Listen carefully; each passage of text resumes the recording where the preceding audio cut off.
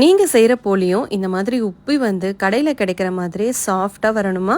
இதுக்கு ஒரு சில டிப்ஸ் மட்டும் ஃபாலோ பண்ணீங்கன்னா போதும், வீட்லயே ஈஸியா சாஃப்டா போலி செய்யலாம். இதுக்கு ஃபர்ஸ்ட் மாவு ரெடி பண்ணிக்கலாம். ஒரு பவுல்ல 2 கப் மைதா, 1/4 ஸ்பூன் உப்பு, 1 ஸ்பூன் எண்ணெய், 1/4 ஸ்பூன் மஞ்சள் தூள் சேர்த்து ஃபர்ஸ்ட் நல்லா மிக்ஸ் பண்ணிக்கோங்க. கொஞ்சம் கொஞ்சமா தண்ணி சேர்த்து நல்லா சாஃப்டான டோவா பிசைஞ்சுக்கோங்க. இப்போ இதுல 2 ஸ்பூன் எண்ணெய் சேர்த்துட்டு மாவை நல்லா மிக்ஸ் பண்ணி விடுங்க. எண்ணெய் எல்லா இடத்துலயும் படுற மாதிரி தடவி விட்டுட்டு இதை ஒரு 6 மணி நேரத்துக்கு நல்லா ஊற விடுங்க. அப்பதான் போலி தட்டுறதுக்கு ரொம்ப ஈஸியா இருக்கும். அடுத்ததா பூரணம் ரெடி பண்ணிக்கலாம். குக்கர்ல 1 மணி நேரம் ஊற வச்ச கடலை பருப்பு முழுகிற அளவுக்கு தண்ணி விட்டு 3 விசிலுக்கு குக் பண்ணி எடுத்துக்கோங்க. பருப்பு இந்த மாதிரி சாஃப்டா இருக்கணும். ஆறுன பருப்பை மிக்ஸி ஜார்ல சேர்த்து வழுவழுன்னு அரைச்சு எடுத்து வச்சுக்கோங்க.